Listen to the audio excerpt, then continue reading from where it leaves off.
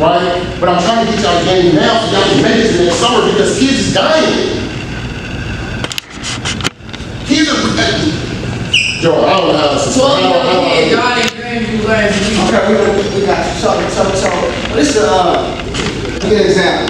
Yes, somebody walks in. Chris coat on, no smile. It's hot outside. Walk straight in. What's happening? What do you think is happening? Okay, what you think? Something's gonna happen. What you think? But it only happened by you paying attention to what? His emotion. Or his facial His expression. mood. So when you pay attention to these things, what he's calling the power move, because what? It just saves your life. So the power is in that move. So emotions run rapid at all times. I was just thinking earlier today, my wife was telling me a guy was driving drunk, slammed into somebody, he killed the mother. The daughter's going through several surgeries right now. She don't even know the mom is dead.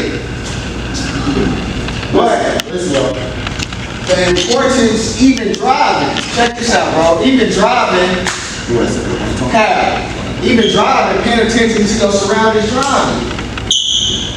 Does driving have an emotion? Yes. If I'm driving and I see these guys and it's left or right in front of me, his emotions, he's driving drunk. He might be going through something.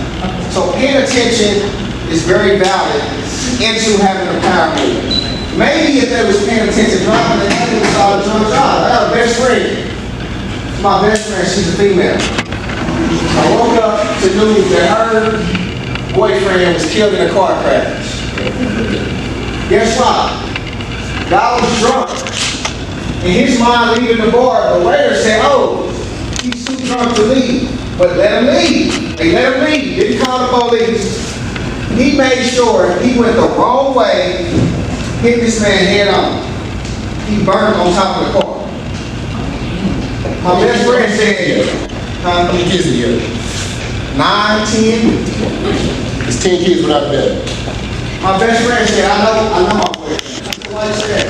He said he was texting the drive. He didn't even see him coming. When you get out to the front, every time you get out to the front, it's straight like people's nail marks in the wall trying to get up.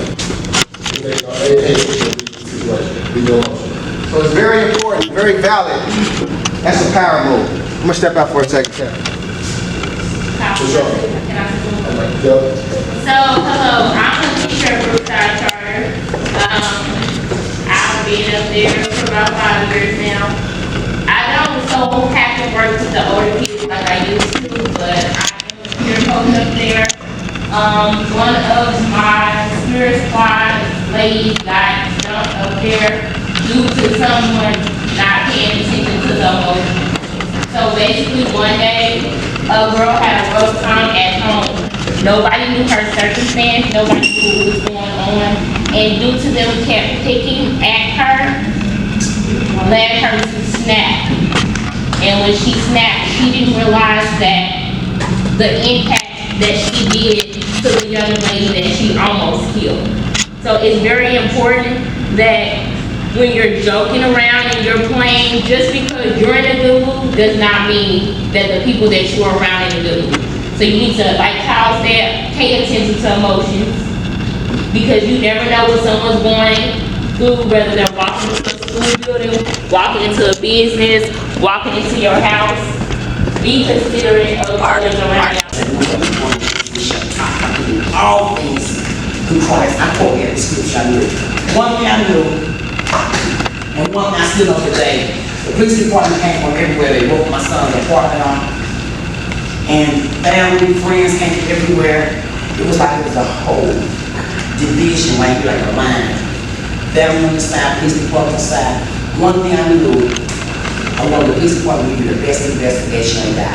And I knew the police department did kill my child. I knew it was us. So one thing I know, who put my son, he trusted. He knew. And I knew right then and there I had a problem. And I had a purpose I had to walk in. I knew we just had a police department. A chief is just elected in the Kansas Police Department for a few months. prior to my son was murdered. His name was Chief Daryl Forte, African-American chief, first African-American chief in Kansas City. He was coming out to all the homicide scenes in Kansas City. That was big for us as a community. So I knew I had to meet this man. And I knew it wasn't nobody out there to walk me through the process, to help me through this process, to give me some things that what was going on, what I needed to know, what was taking so long. They found me at 10:30 that night. They didn't move my son to the apartment since that morning.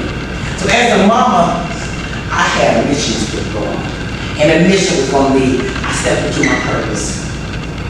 See, no one's exempt from that. No one. Today, Kansas City, Missouri, we stay at 58 homicides right now in May. We're down a few from last year, but we just in May. Last year, we left at 176 homicides, just our every city, 9 surrounding counties. They're predicting 200 homicides, and the way we look with a pace, kids and women are being killed every day in our community. We have a problem.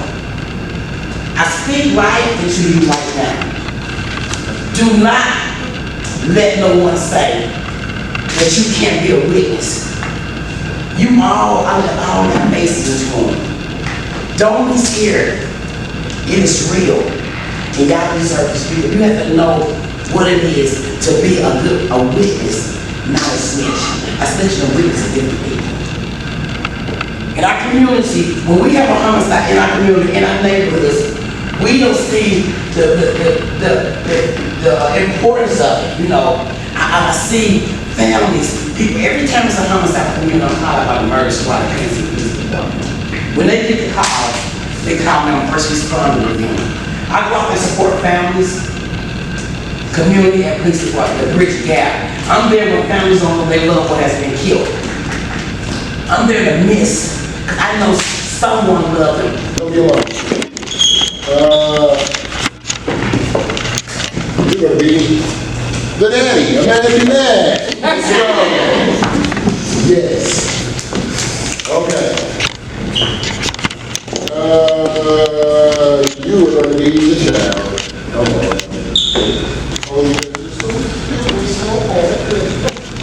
All right.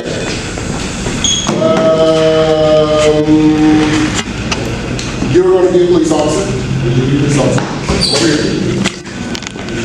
You don't be the ambulance speaking, y'all still gonna be the ambulance. All right? You gonna be the ambulance. Y'all gonna be family members, okay? You gonna be the funeral director, y'all. Huh? Gonna be the doctor? All right, come on, y'all do it. All right. Okay, so look, I'm gonna give y'all a scenario, we're gonna walk the scenario out, all right? And what, Rollins.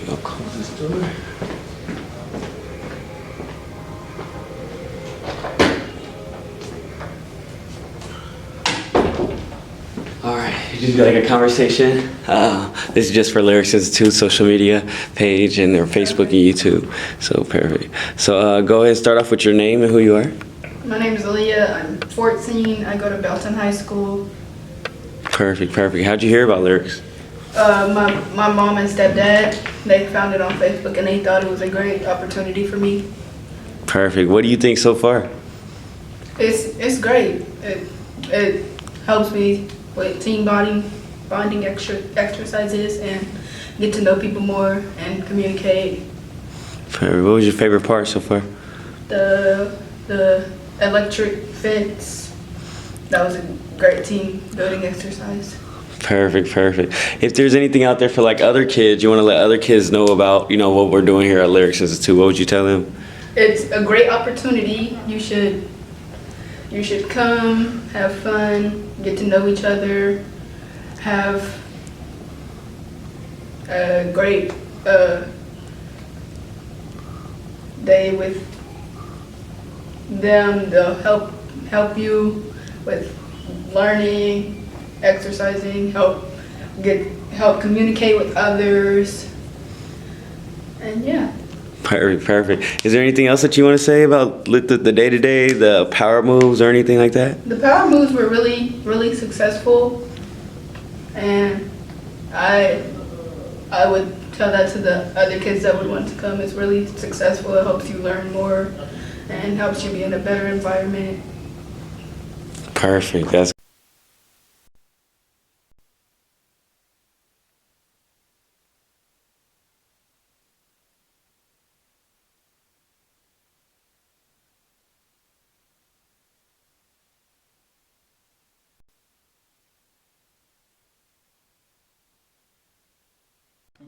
there you go. So you can get a good look at it.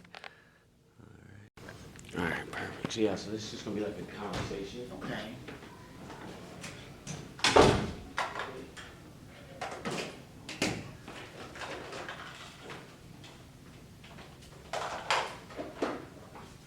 Okay, perfect.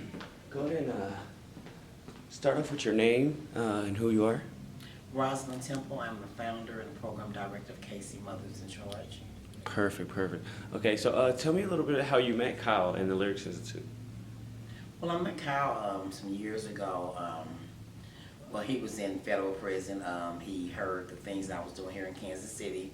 Started and found KC Mothers in Charge. He's seen me doing many things in my community to stop the violence after I lost my 26-year-old son that was murdered in 2011. So he reached out to us and he wanted us to come up to Leavenworth Federal Prison and speak and bring the mothers and tell our story. So that's how we met. Perfect. Tell us a little bit about that experience, like when you went and you first, met Kyle and you first started working with him. Tell me a little bit about that experience and how that was, different from maybe other inmates that you met before. Well, it was just a blessing because when they reached out, they said, he wrote me a letter for once, and I read his letter, and he was just saying how he was an inmate in Leavenworth Prison, federal prison, and that he would like for me to come up there and speak. He said the amazing work that I was doing here in Kansas City. So he had all the right officials in Leavenworth to get us cleared to come up to Leavenworth Prison and tell our stories and do an impact class. So we were able to go up there and we spoke to the victim impact class. So when I met him there, I was just in awe of the young man that he was and the things that he was doing inside the prison as an inmate, and changing his life. And he was just so smart, and he was just, you would think a person, a young man that's in prison, that they would be down, but he was doing amazing work that God has did for him, changed his life, and he was just so thrilled to help us and to give back and to support the work that I was doing in Kansas City through KC Mothers in Charge, and that's how our relationship started, and I was just blessed to meet him. But he also wrote us a poem that blew me away, and that we started using here in Kansas City as we went to speak at KC Nova No Violence Alliance that we were doing to speak to at-risk offenders that was at risk of being a homicide victim or committing a violent crime like a homicide. So we used our poem that Kyle had wrote us. Perfect. That's great.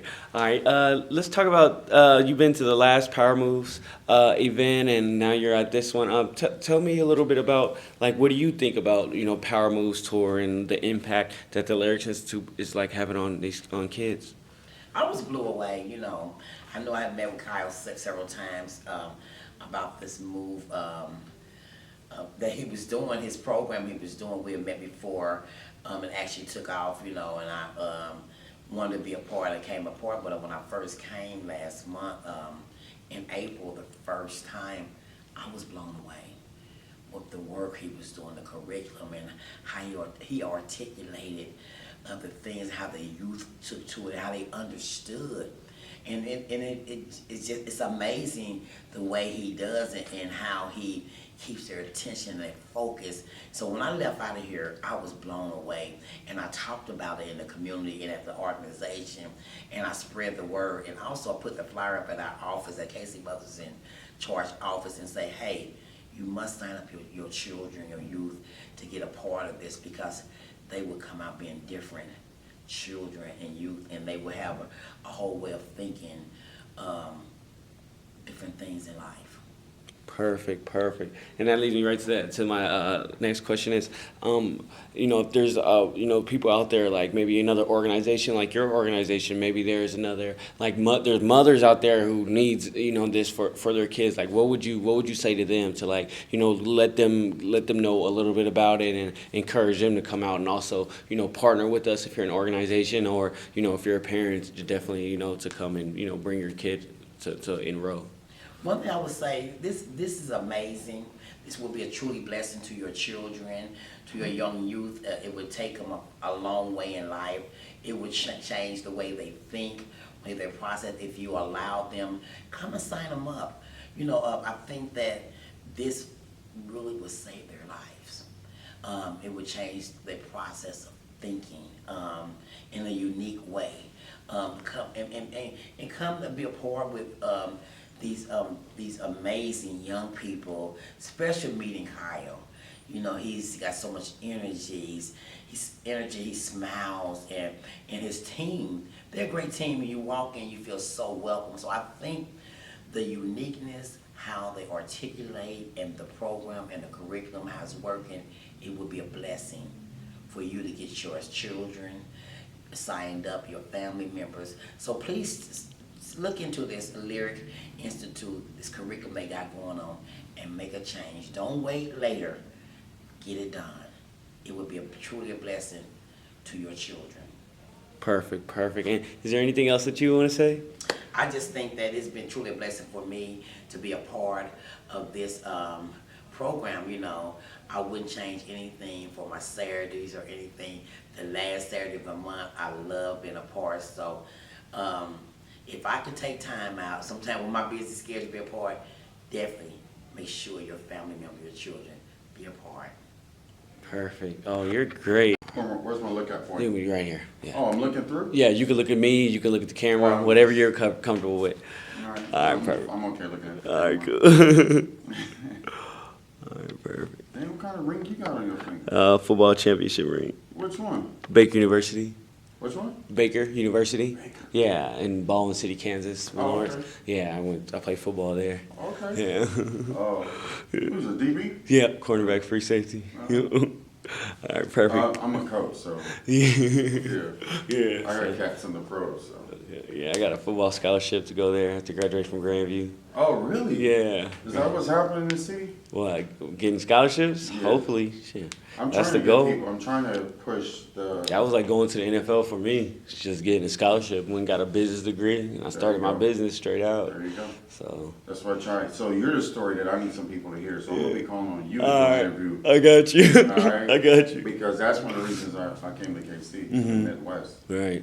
was to help Mm-hmm. market the area. The Midwest in general just needs Because there's some not marketing. at all. My dad took me down to Pensacola, Florida, Mm-hmm. and then I played football down there, and it was just totally different. Totally The different. intensity level, the Man, focus. year round, Yep. like they're training them from the little league team is playing on the high school football team, and the coaches watch it. Like, oh yeah, I'm gonna have that player's gonna play this position, and they're in little league. Yeah. You know what I mean? And it's year round. They're already in lifting weights, and they're not even in high school yet.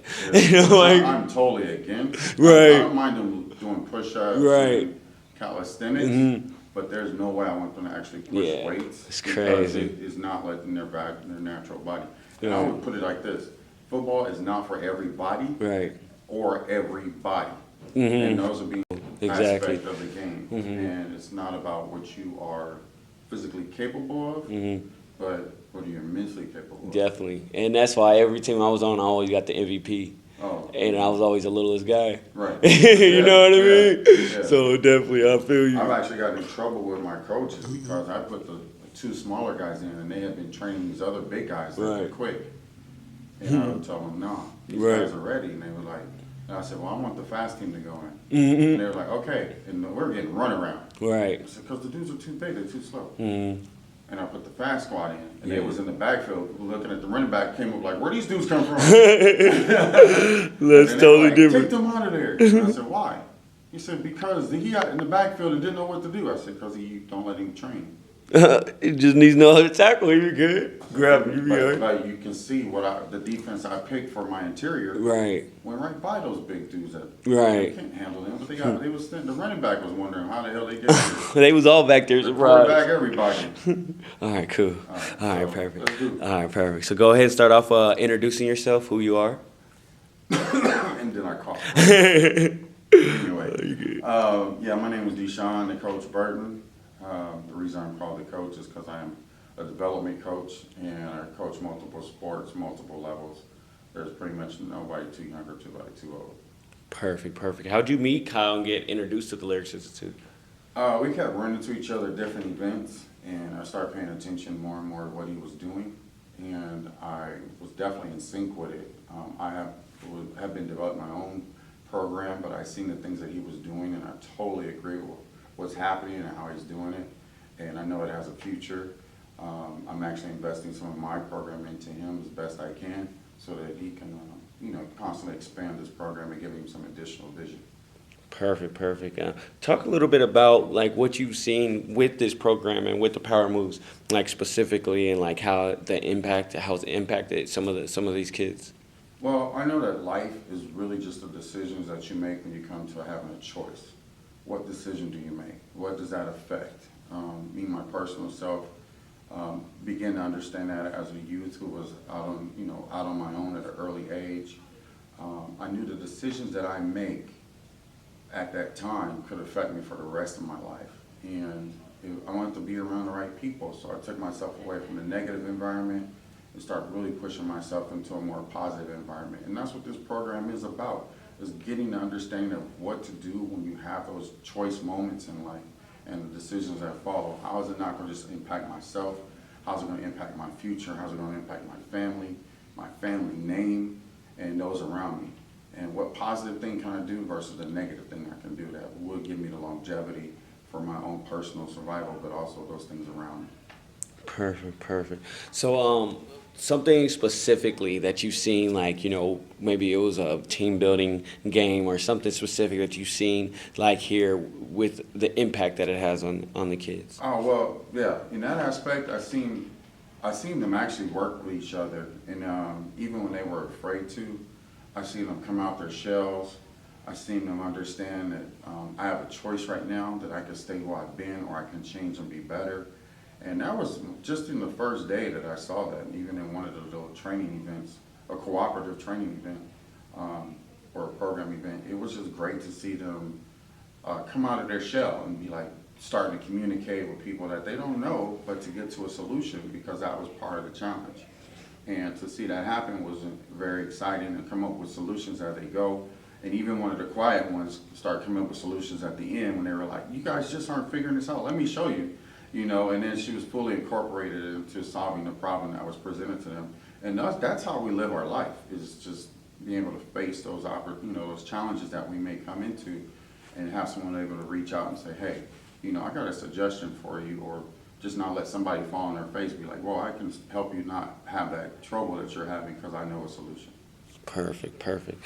My job specifically is to let people know about the program, let parents know so that they can get, their kids signed up. If you could go and like communicate, maybe it's a single mother, or maybe it's a kid in the inner city, or maybe like can you tell them like what this program is about and why it's important and how it could help them?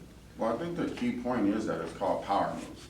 And those decisions in life, to me, when I make those choices, I would literally talk to a parent and be like, look, you got what you got and you give them what you've given them, but how about you get some help and maybe someone else give your kids some input and teach them how to make those decisions and the impact that they have on their life, other than you just telling them. It's only going to reinforce what you've been teaching them, but in a different way, and they can put it all together and they have their own cognition to say, you know what, I can be different, I can make good choices.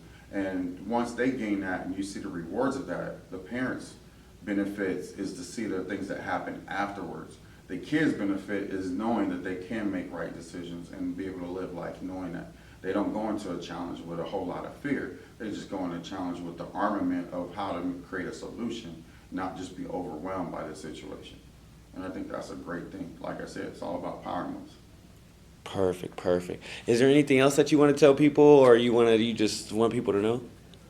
Well, I think the sooner the better you get your kid in the program, the sooner you start seeing change. The sooner they get the tools they need to be beneficial.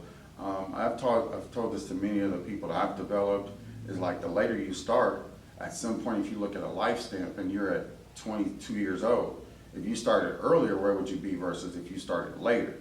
You know, and sometimes it's just opportunity. One of my coachisms is, I call them coachisms, is every opportunity leads to a chance, and every chance will lead you to an opportunity. But the sooner you're the only person that can really stop that cycle. So you have to go through life saying, okay, I understand what my opportunity is, I'm gonna take it because I know it's gonna give me another chance to do something else. And that gives them an opportunity to be great. And I think that's super important. Perfect, perfect. I was down to my boots, and I went down my son's apartment. And I saw I couldn't get in the main entrance, so I started walking around the building, knocking on it. You know, it's crisp, November, it's kind of cold, but it's a little happy time. It's Thanksgiving Eve. You know, so I walked around trying to knock on windows, trying to get it, have somebody come open up that main entrance so I could get in there and go to my son's apartment. No one ever came. You know, people knocked on my window. You know, I thought it was that I'm gonna call 911. Somebody trying to get in my house. So I seen a young man walk up the street, and so I said, hey, come here, come here. I said, how can I get in this building? I seen where the lock wasn't too good. He said, ma'am, all you gotta do is take a stick and kind of move the lock over. At that time, you know, young man, I was doing everything right in life. And I said, could you do it for me? It wasn't like I did, but I did. You know, you just ask somebody, pray that I won't, you know, ask God to forgive me the miss. And so anyway, he got me in there. I went to my son's apartment 202, and I knocked on the door, and I twisted the door handle was locked. They had them old deadbolt lock when you leave, you know, lock that deadbolt lock. And so when I couldn't get in, so I looked at this picture window in the hall, and you can see the Apollo number, office number on there. So I called that number, it was the maintenance answer. So I told him, I'm Robinson Temple. I'm trying to get in my son's apartment, Antonio Thompson. I'm looking for my child. And I can't find it. And so he said, man, we can't let you because you're not on the lease. I understood the law. So I'm still paying at this time. He said, I went down 911. So I called the Kansas City Police Department. I told them what was going on. I said, you know, I need somebody to come out here and look for my child. Because half the school in his apartment, half of it was at my house. Thanksgiving, he was doing starting a job, you know, everything was good for him. He said, we're going to send somebody out in this temple. And it came out pretty quick. And they said, the sergeant out there here. So the sergeant talked to me, and I told him everything, so he called the half-hour number. They told him the same thing, and so he looked at me. I said, sir, look here, I can't leave. Y'all can go in there, I don't have to go in there. If y'all go in there and tell me he's not in there, I promise, if he's not there, I will leave and go home. And if anything like there, I will leave everybody home. He looked at me, he said, ma'am, I will go ahead and do the only refuge. He said, but when I call the fire department, I keep the door, you have to go outside the building while we're in here. He said, I agree. Fire department got there pretty quick.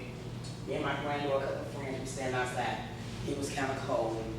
But when we went outside, everything, time just stopped. It took them so long to come out. But when that sergeant walked out the door, the way he looked at me and looked, he basically destroyed me. He said, ma'am, he's in there. He's been murdered. I fell to the ground, I couldn't catch my breath. They came out and gave me some oxygen in the fire department. But when I got my breath, I said, Lord, I trust you. I said, no weapon formed against me shall prosper. I can do all things through Christ. I quoted every scripture I knew. One thing I knew, and one thing I still know today, the police department came from everywhere. They broke my son's apartment off. And family, friends came everywhere. It was like it was a whole division right here at the line. Family on the side, police department on the side. One thing I knew, I wanted the police department to do the best investigation they got. And I knew the police department didn't kill my child. I knew it was one of us. So one thing I know, whoever killed my son, he trusted. He knew. And I knew right then and there I had a problem. And I had a purpose I had to walk in. I knew we just had a police department. Our chief is just elected in the Kansas City Police Department for a few months. prior to my son was murdered. His name is Chief Daryl Forte, African-American chief, first African-American chief in Kansas City. He was coming out to all the homicide scenes in Kansas City. That was big for us as a community. So I knew I had to meet this man. And I knew there wasn't nobody out there to walk me through the process, to help me through this process, to give me some things that what was going on, what I needed to know, what was taking so long. They found my son at 10:30 at night. They didn't move my son to the apartment till 6 that morning. So as a mama, I had a mission to get going. And the mission was going to be, I stepped into my purpose. See, no one is exempt from that. No one. Today, Kansas City, Missouri, we stay at 58 homicides right now in May. We're down a few from last year, but we just in May.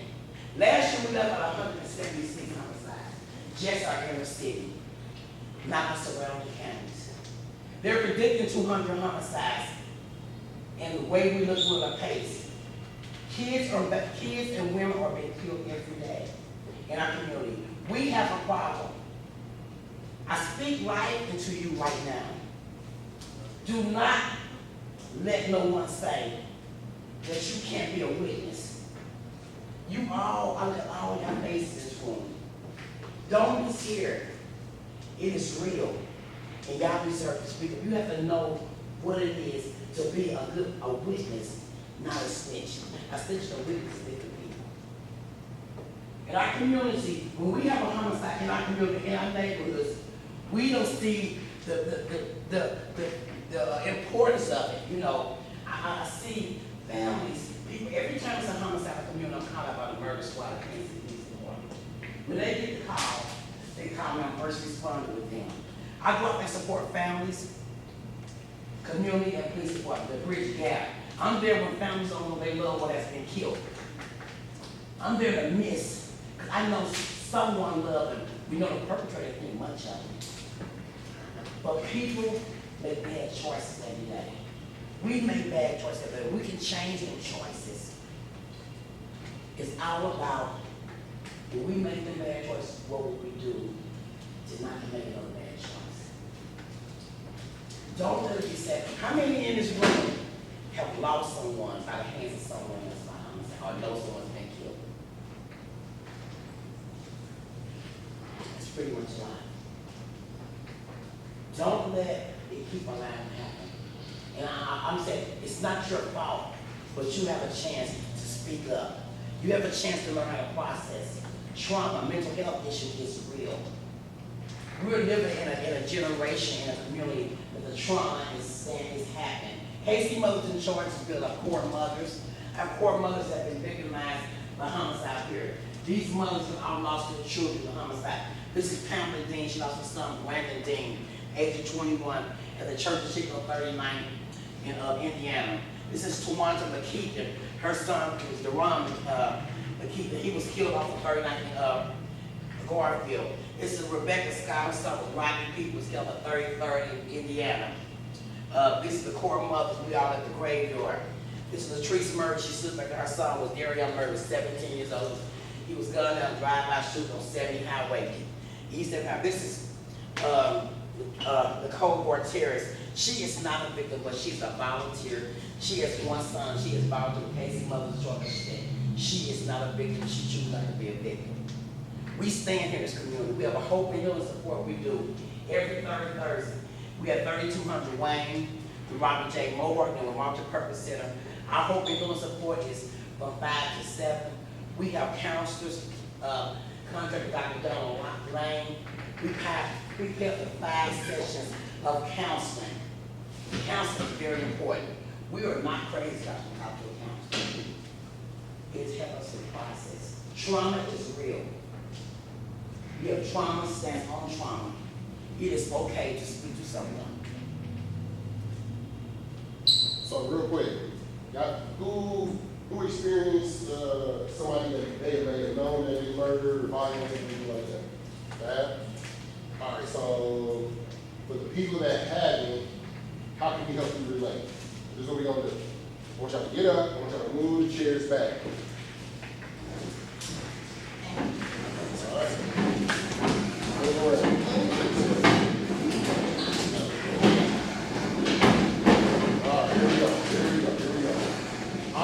I need a mama. Jansen, you gonna be a mama? I don't let them be a mama. Come on, you gonna be a mama. You're gonna be the daddy. Imagine that. Let's go. Yes. Okay. You are gonna be the child. Only your sister. All right.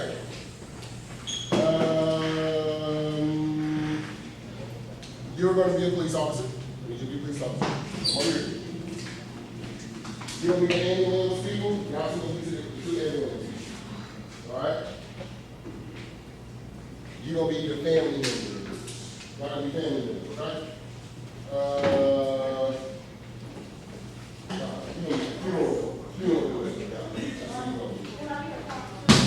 Huh? Will be the cops? Yeah. All right, come on, y'all two, the cops. Okay, so look, I'm gonna give y'all a scenario. We're gonna walk the scenario out. All right? And what Ms. Rosler is going to do is going to give you the real-time stuff that goes on that happens in these types of scenarios. Right? Okay, so back up. You ain't on the set yet. Just sit down. I'm gonna call y'all up. We're not supposed to be up on the set. Okay, so I'm gonna give y'all a picture. All right? The picture is you got Jazzy that's going to college, right? She's putting life together. She's making great decisions in relationship lives. She's doing good decisions in relationships, right? Her baby daddy Oh my God. making good decisions in baby daddy world, right? Grown up stuff. Huh? All right, here we go. Okay, so, grown up. Here's the little baby. All right, she's off to college doing college stuff. Come over here, we're in college. All right? You've been back and forth between work and hanging out with the home. All right? You got your daughter.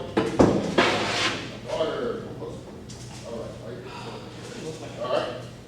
So he's just left to come and hang out with the home.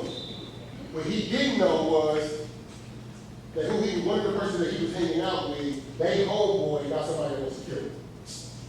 All right. Why? Why? You know why? I don't know why. Why? Right? So, Let's be amazed at the reason why. literally be arrested. The smallest thing would be jealousy. Yeah. Alright? So, jealousy, that's what we're gonna rock with. Jealousy, right?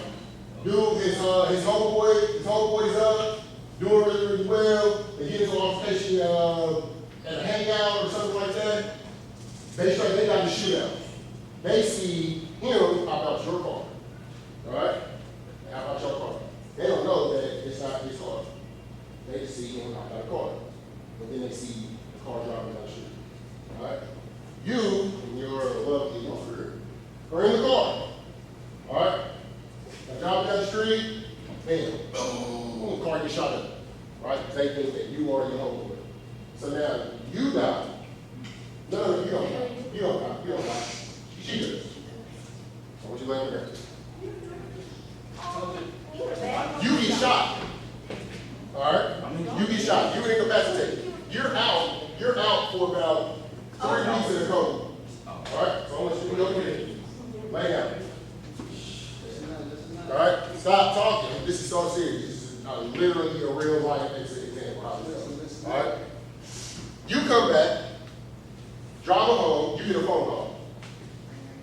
You just find out that your daughter is being shot, being killed, and your baby daddy is being shot, incapacitated. Now, Ms. Robinson, what are the things that kind of happen with mothers and things that they go through when they first realize this situation? When they realize that their kid is being shot, or their husband, or somebody that, like, what kind of goes through, what's that situation like? The mother immediately starts screaming. You start up and you really upset. You want to know where they at. Pay attention. You want to know where they at. Who got them? Where's the detective? The detective haven't called you. why they haven't contacted you. So the detective, once the detective comes to your next of kin, so we need a detective. All right, so detective, where's the police? Police, y'all come in. Y'all come in and y'all tell her that, y'all tell the situation when you. All right, so I want you to be able to tell her, I want y'all to be able to tell her that her daughter is dead. Hold on, wait, that her daughter is dead, right? And her kid's father has been shot. Shot in a coma. Go ahead. Your daughter is dead, but your baby daddy is in a coma. We're so sorry for you. They're so. So tell me, okay, so, I mean, we laugh at drug because it's a simulation, right? Yeah. But in reality, in the reality, that's not what happens. Yeah. So, if you, imagine your mother crying, imagine your mom crying. How do you feel when your mom's be crying? You be kind of crying too, yeah, you be hurt, right? So that's what's about to happen. So now you're about to tell somebody something. You're about to tell somebody something that's about to make them cry like your mom. Yeah. All right. So now try that way. We're so sorry for your loss. Your daughter's dead. And your baby daddy's in a coma. Okay. I feel so bad for you. All right. Okay. So stop. Now go ahead. Okay, and then we have Casey Mother's in charge here, and then we will walk you through the process. So as of now, you will not be able to see your daughter until she's at the Jackson County Medical Examiner. They do a 4 autopsy on her. And so when the medical examiner will contact you, or you will contact them, and they will let you know when they release her. But you release her to a funeral home of your liking. So you will call them, let them know what funeral home you want to release her. And then you will call the funeral home and know you would like for them to pick your daughter up. And so once they pick her up, I can meet you at the funeral home to be the liaison, sit down and help you make the arrangements, and then I can help you walk back there if you're a child. But once I would have to make sure the funeral home will clean her up, and we can kind of go to see her. But one thing I want to ask you, do you have insurance policy? I ain't wow, so bam, like that. All right. So listen, did y'all hear what she just asked for? Insurance. She's asking for insurance to bury her child. You got children?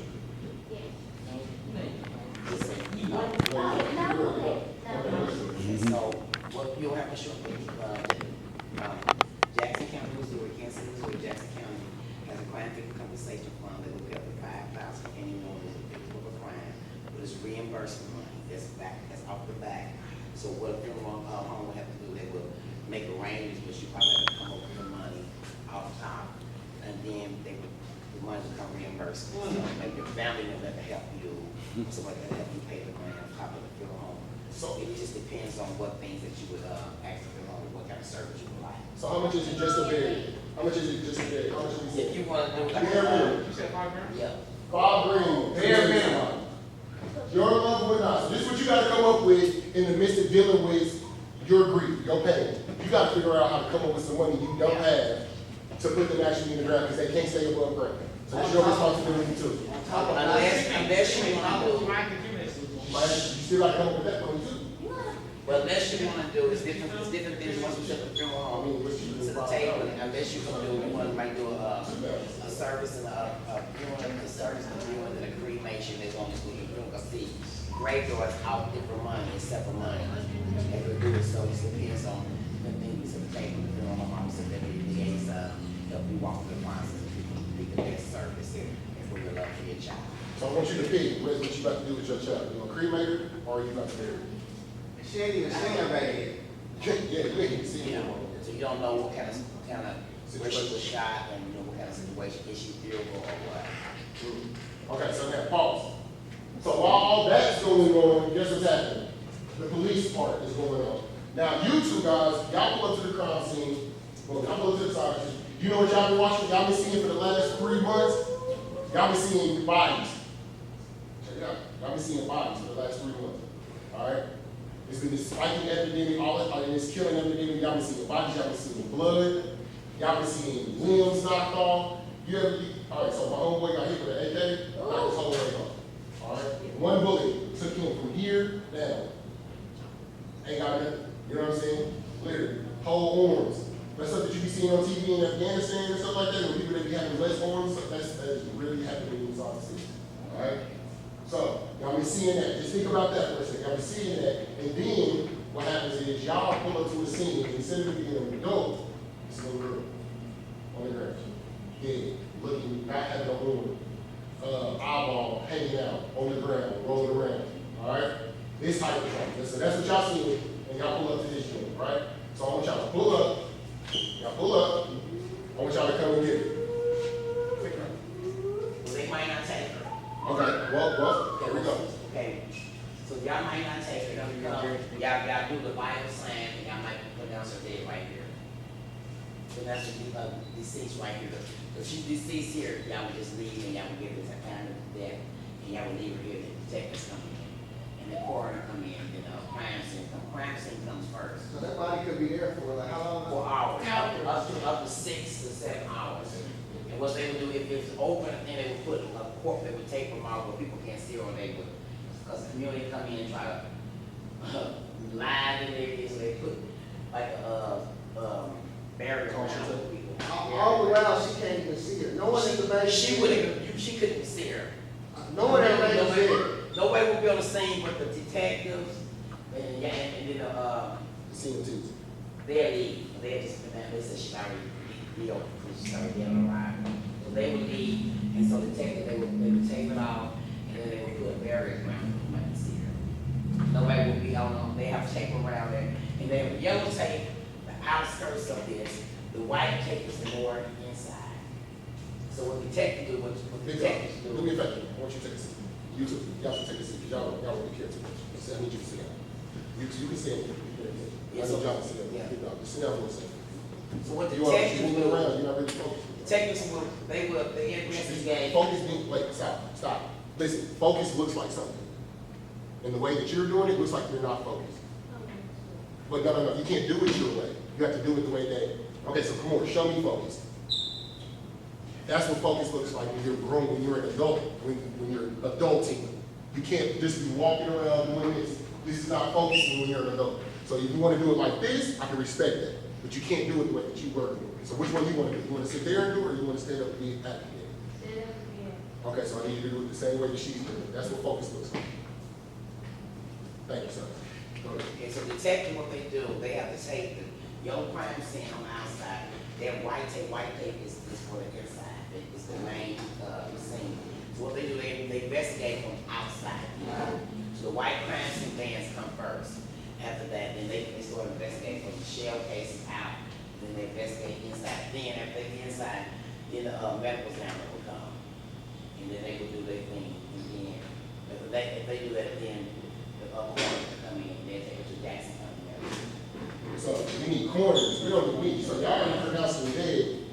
So the ambulance will leave. All right, they will leave, you will bounce, Yeah. and then y'all, your family, right?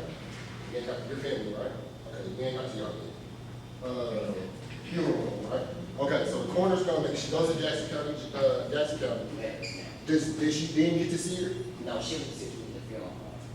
She took the So that could be the next day, right? That could be next to 2 days, 2 days or down, yeah. Funeral home, yeah.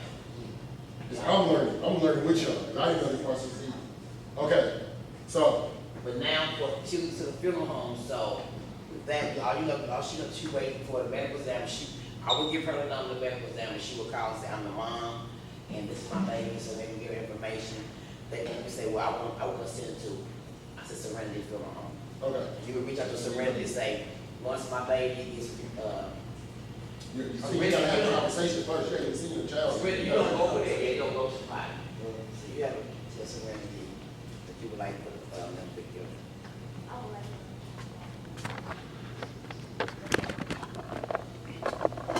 You would like to, no, you would like to, you can call them, but they wouldn't be on, y'all wouldn't be on the crime scene.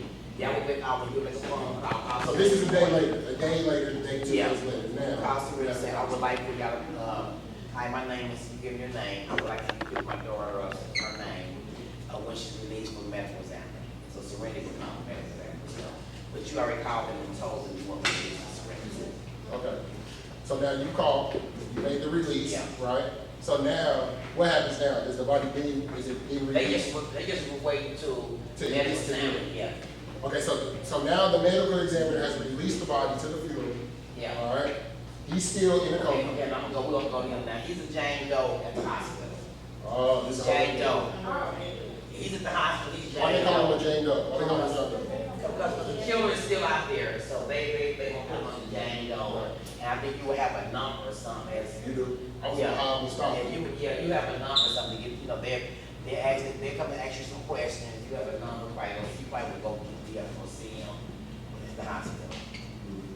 But he's still in the coma. He don't know. He's still in the coma. He don't know his child is dead. You don't know about it. He don't know. He don't know that you doing this all by yourself. You got nobody to talk to, nobody to help, right? All right. So the body's released. So now you have the body. So now what? Okay, you can get up on. I want you to stay. Yeah, my But you can sit there. Chair, yeah. You can sit there in your chair. So now the body's been released to the funeral home. You sit right here. Sit behind it because now you have possession of the body. So after the funeral, gets released to the funeral home, now what's her responsibility? Now what she has to do? If the body visits the funeral home, you will make a point to the funeral home. When you come up there, and what the funeral home does, they don't want you come to view it first. The day you go up there, you will sit down and make arrangements first. And you make arrangements, then you go back to view because it's gonna be so hard. You don't want to go view it. You'll be able to make arrangements.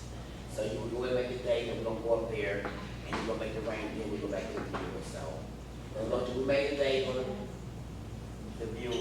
You do the body. All right. So you make the funeral arrangements. Y'all doing that? Someone talk to y'all. Y'all can check, y'all Y'all can can check, take this. This is what y'all been doing this whole time.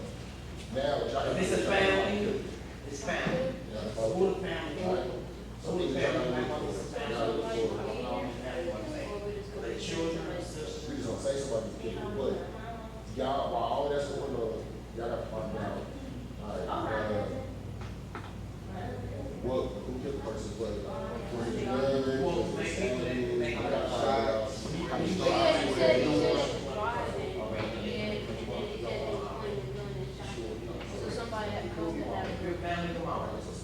Like the shotgun or, Table, making the rain. yeah, what's the car? The car? It's the question. It's the car. We're not The talking car about that shot right up. It's still on the scene. Chase cameras, We don't do that right now. So you see the plates. Yeah, that's one way to do it. Started where it ended, slide it short. Wait, Yeah, was so now you it? gotta find the piece.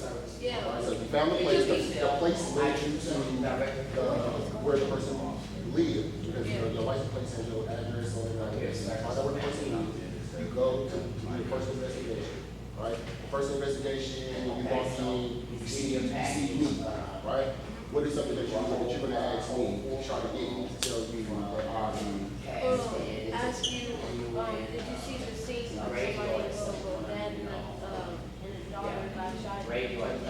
Where were you that day? where were you the day, Yeah. Time. So, I heard about it, but I didn't see it. what happened if it was like a place and it had chemicals back? Like check the places where it seems. So you, as a detective, you already know that you want to catch him in a lie. Saying he wasn't there, which I got on camera. So I'm gonna say, so your first question would be, were you here, were you at the scene when Blue Girl and that got shot? I'm gonna say no. Your next response is, well, I'm gonna go, I got you on camera, right? So you're listening. So then you catch me in my lie, alright? So what other things should we do to prove that, I was there? What is that? What other evidence did you go and Check what you have on you or whatever. check what I got on me, right? Yeah, Because I had something like there at the concert. yeah, or show, or walking, or stand behind him or walking where the camera, stuff, like the cameras and computers are. Right there behind you, got a camera saying, so this is not you right here? Yeah, and then so the things you gotta sit behind them, because if you stay in front of them, they might just run off. So, You got time? so you got Well, once you catch him right there, what they say? say, if you catch them, they will say, yeah, that was you, but I was the person. Or they gonna say, what, I need my lawyer. Oh, the other thing that you can do is up in the house. You got the shell casing. Yeah. Shells, you got 40 caliber, you got 9.1 rounds. They all have the same thing. So you got the bullet casing. Then what you do is you go into the house and it's like, oh look, we found this gun, it matches. Right? So that's one way. That's another way. Being that. Alright? And we need to do that. Like our hair comes out, all that type of stuff. So if I'm at the scene, you pick it up, and come back and say, yo, I found the hair. You know what I mean? Or I found something that matches. So these are all ways that this is how it's coming by here's all. If there is no DNA, there are no witnesses, you can't find the gun, and there's no cameras. You go to the, yeah, can we, go to your house and check, any crimes that you have? Then they'll check the house, right? And then they'll find the things that are. So this is why, there's so many murders today. That's the normal scenario. Or they going in over? I know how you feel, you know, and they don't, you know. So for me, what I did was say that in my sister, it was first homicide. I told me, people learn it boundaries, you know, sometimes you don't have to stay in this be there. Where you will come up with like you murder or hold their hands, squeeze their hand. So people learn it boundaries, they like all know. So I think that's the one thing I feel that we need to really learn how to just, sometimes it's not good to say anything. You know, just being there is a lot. Just knowing there, because even after the fact, after the funeral is over, everything of people, normally we bury for like a whole week or we even have a funeral. So people come to your house and lay there all the time. People don't know how to leave your house. And one thing I noticed, two people come down all day and sit around. Young people do not bring food, that's what they don't talk about. They do not bring food, they don't bring toilet paper, they don't bring the bathroom, they use paper towel, so you don't have none of that. So what we do is face them up to charge. We bring food, we bring toiletries, we bring food, families how to get the children a meal. See, at this point as a mom, you just have an out-of-body experience. You're here, you know everything's going on, but you're really not there. Yeah, just like you step out. So one thing I think is to learn how to support more in the other way, just be there to make sure you have food. Then we lost that a long time ago. Now people do not bring food or anything. Toilet, people use all your toilet paper. They sit around, people don't know how to go home. They would sit around all day long. And people in our community, they bring months. They would bring a separate box of church chicken. They bring their kids. You know, and people, you have that children, mothers don't have small kids, and they would leave the kids there, they gone all up the street, and that's the thing, we really have to start speaking up and telling people. A lot of people, and people don't have time, they have to shut their house down for that day to make the rain with immediate family.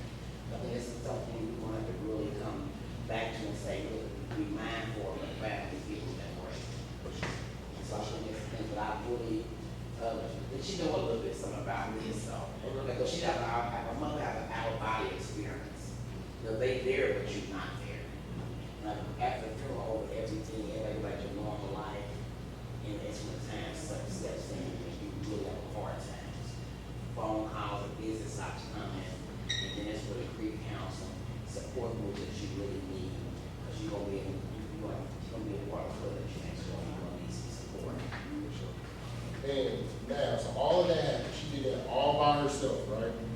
And then he wakes up out of his coma, right? Yeah. His baby's been buried, right? Family's been grieved. He finally wakes up and he finds out that he's been shot and his baby's gone and his girl has been through this trauma, this thing that he can't even relate to, right? Sometimes what this does is it causes friction between the pieces. So one, he has to cope with his own child's death. She's trying to cope with her own child's death. So they got their own two things going on. And you know what else he's struggling with? He feel like he's the reason that his baby dead. Thank you. Right? So he don't know how to deal with that. Right? So he's dealing with that and he's walking around every day normal with this thing that's going on inside of him.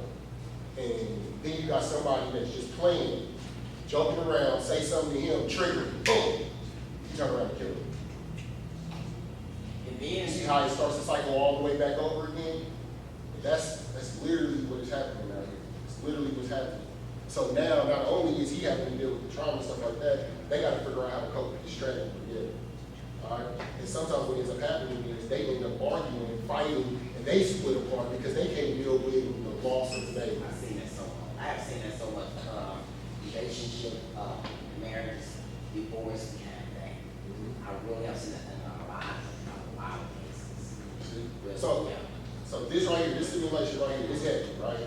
I'm about to give y'all a break, because I know this is kind of tough around whatever, right? But what I'm saying is, now, y'all have insight on something that might happen to y'all, that might not happen to y'all, might happen to somebody else that's around there, that y'all know something adults don't know yet. You know what I mean? At this point in time. And what I'm hoping that this does is help y'all make better decisions when y'all come into these situations. I hope y'all going in, reading the emotion, paying attention to what's going on, so y'all can exit stage left when some of this stuff is going on, or pick y'all friends better, because your friends is the one that got you killed. You get what I'm saying? Guilty by association is real, and that ain't just a law, that ain't just about criminal. But you're still dealing with the guys still out here. And I told them they never found, and we went through, so we went over there, we went through the whole crime scene investigation, we went through all the things, the camera, they did everything they could to find this person, and they didn't have no evidence, so now they got a whole killer just running around in the streets, about to catch another body, right? He didn't call 3 bodies before they finally catch him, and then give him some time. So what happened is, there's 3 of her, there's 3 of him, there's 3 of you. And then we recycle. See how we get that, that's how we get into a crime. All right, I know this was heavy. I'm gonna give y'all a break. Y'all can go play basketball, go hang out and chill. Thank y'all. Appreciate it.